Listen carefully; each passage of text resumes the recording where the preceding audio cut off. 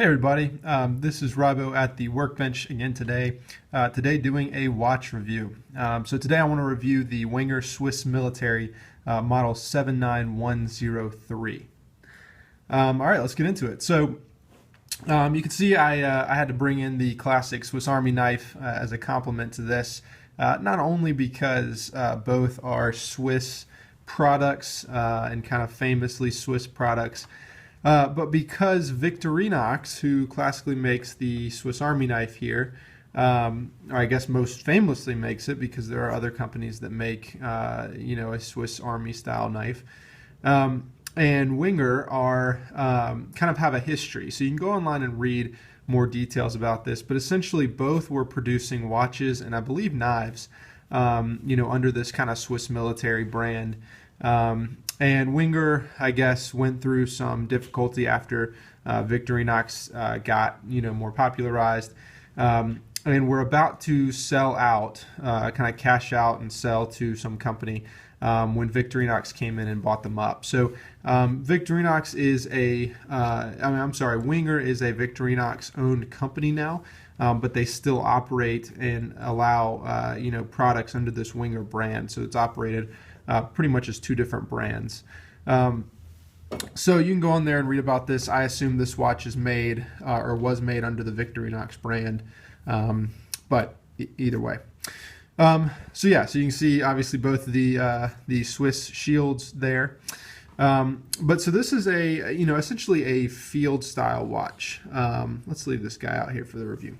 So this is basically a field style watch. It is not super expensive. I think, my dad actually gave me this watch, but I think this retails for maybe $100, and you can probably get it cheaper. Wenger makes a lot of different watches, a lot of them in the field style, and none of them are, super expensive. But all in all, I love this watch, and I'll get into all the reasons why. But let's do a quick size comparison. So I think this is a 40 millimeter case. So let me actually grab the watch off my wrist. Today I am wearing, as I've been wearing over the past week pretty religiously, the Seiko SKX 007, which is becoming just my favorite watch. It's just so versatile, just such a fantastic automatic. I believe this is a 42 millimeter, but this tends to wear pretty small. This is a 40 and this wears a little bit bigger. I'll bring in the classic Casio F91W just to get an idea. This is, obviously the F91 is a very, very inexpensive watch. And then I'll bring in the Big Daddy, my G-Shock. Let's get this on the table so you can see the G-Shock is something like a ridiculous 53 millimeters, so it's pretty big. But so this watch is a great size. You can also see this is really thin. Let me bring back in the SKX just to show you the SKX is a lot thicker. And obviously the F91W is really thin, but looking at these side by side, this actually kind of highlights how thin the Wenger is. The Wenger is just, in my opinion, the perfect watch for its purpose. And really the purpose of this watch to me, this is a beater. This is the watch that I wear when I'm around my house at night, particularly through the night. So I don't typically sleep in watches, but this one I have actually been sleeping in, and pretty much because I don't feel it, and the lume is just incredible. And I'll talk about the lume in a second. But I guess the size of this watch is almost perfect to me. It's thin, but it has a really nice large dial, and I'll get a kind of close-up of this dial since I haven't done that yet. I'm filming with just one kind of flashlight, not flashlight, but one kind of workbench overhead because I like the shadows it was casting, but we'll see how this turns out. To me, this is just the perfect size watch for kind of a beater and just something that you want to throw on to get the job done, not necessarily a fashion statement. All right, so we did size. We talked a little bit about price, so let's go into the features of this watch. All right, so the first feature of this watch is the fact that you can wear NATO-style bands on this watch. That's something that's true for a lot of watches, and unfortunately for this one, it's kind of a plus minus. So it's a plus because obviously I can get a NATO strap on here.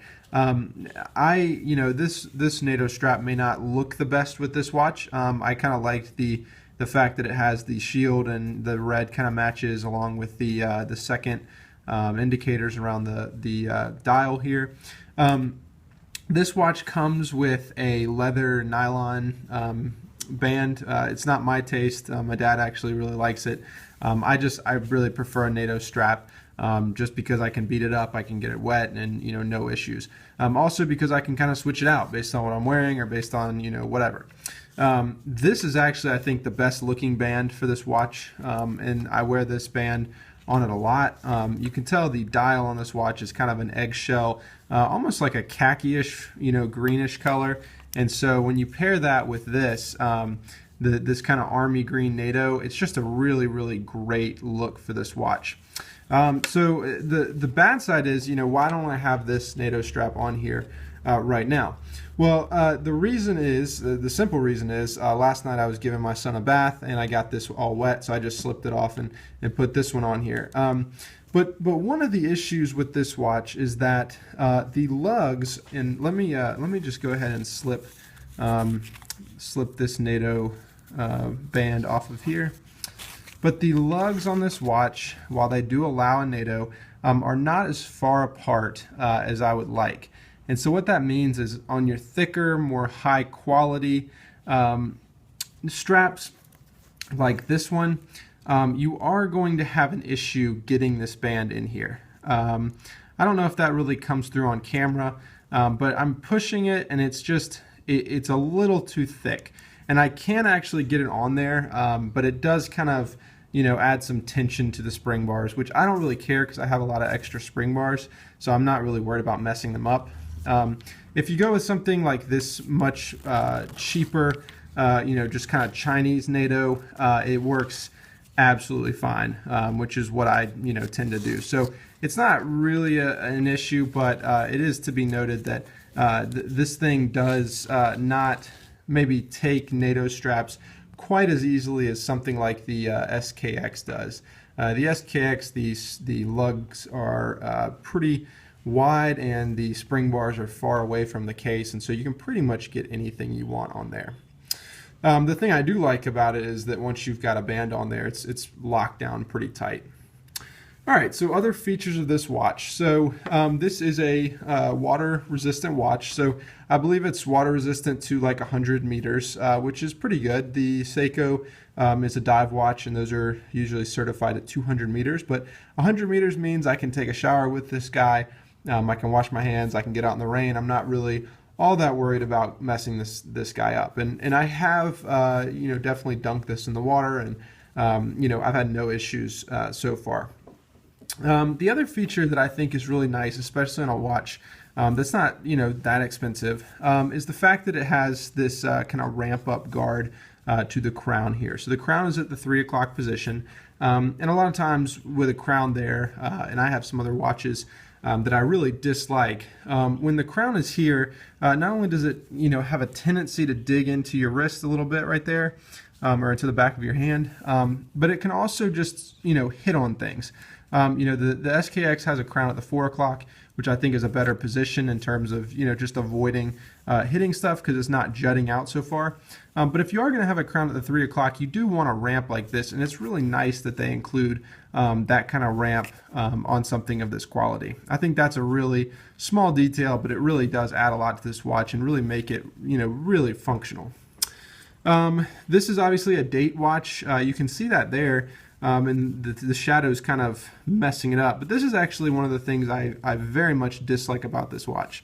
So I love the fact that it has the date, but it also, if you can see, on this face, it has this like magnification bubble thing, and basically over the fact that this is kind of a beater watch, this isn't your fancy dress watch.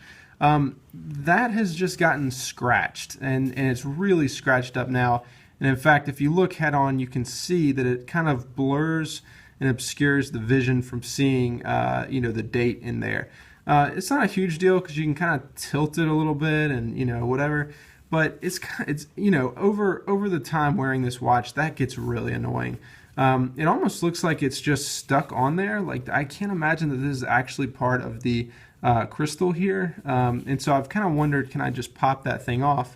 But I also don't want to mess up this watch because I really, really, really love this watch.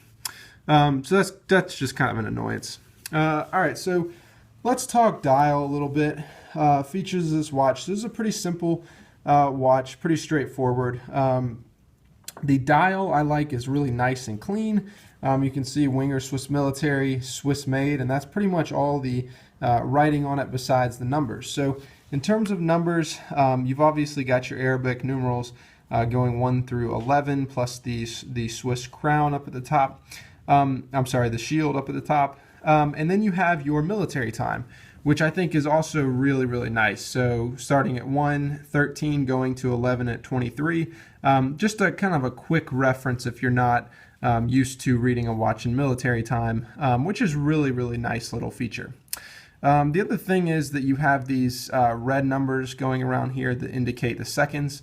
That's pretty nice. They're kind of too small to really see if you're referencing. But I think that's put there because you'll notice that the Arabic numbers here, the numerals, I'm sorry, refer to, they kind of take the place of the tick marks. So this watch doesn't have any large tick marks coming out at each number, and instead you kind of use the number itself for reference, and you can use this red tick as an even deeper reference. You can see when we get to the 12 o'clock position, which is a little bit off center, you see there, you can kind of use that. Speaking of that, the fact that the second mark doesn't necessarily line up exactly, that's pretty common, especially on a watch that's going to be under a couple $100. So that doesn't really bother me. The other features, so just general readability of this watch.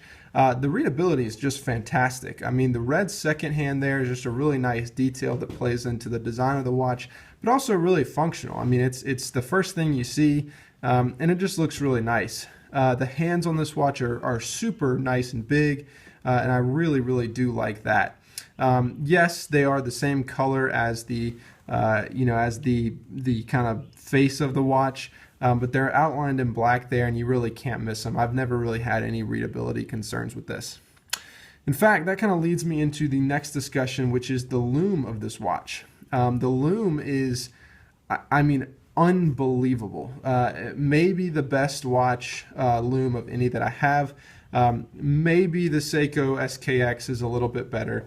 Maybe, but this watch's lume, I guess especially I'm talking about the second and hour hands, is just phenomenal. They do have like tiny lume markers for the numbers around, and those are pretty much imperceptible when you're in the dark unless you look at the face really, really closely. But the hour and minute hands, I'm sorry, are just really, really bright. Let me flip off this light right here. Now, I'm obviously filming this in the day in the workshop, so there's natural light coming in, but you can already see, even in the light, that these hands are just really, really bright. The camera kind of dulls that a little bit, but super, super bright. Let me bring in the SKX to demonstrate. The SKX is one of the brightest watches I've ever had, and you can tell even it's not quite as luminescent. Again, the camera kind of makes this difficult to show off, but the point is that this guy is visible at all hours of the night, which is really why, let me get this light back on, which is really why I wear this watch so often. Most of the time, I have a newborn at the house. I'm going to be up in the middle of the night and I want to see what time it is. So I'll just wear this guy to bed and I won't even, recognize it. And then when I'm up, in the middle of the house, I can really quickly see what time it is, which is just really, really nice. And a lot of the reviews, I talk about form versus function because I think, all design is just some combination of those two things.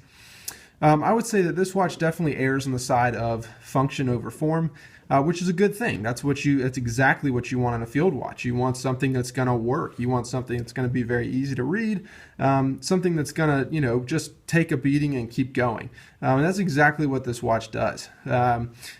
Form wise, I love the look of this watch. NATO straps kind of fix a lot of the form issues because you can really dress them up or down or kind of change the style based on how you're feeling. But I love this watch. I think it works really nicely with all kinds of different bands. You can bring in your your little America band here and kind of get some clash of cultures a little bit. You can bring in something like this brown and khaki band that I think would work really nicely with this watch. And so the form is really there. It's very simple design with that very classic shield up at the top. I mean, anybody who looks at this thing is going to immediately know that this is a Swiss watch, even as cheap as it may be.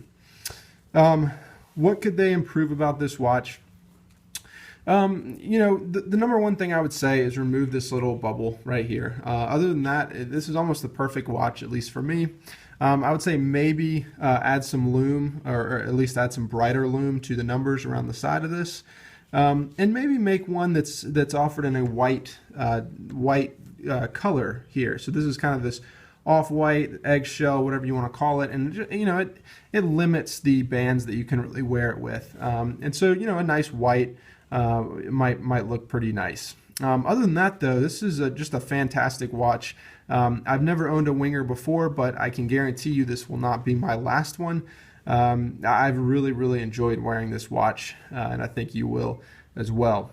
So bottom line, cut or carry, this is definitely a carry for me. I wear it all the time. I will continue to until it dies, and you should check them out. All right, thanks everybody. See you next time.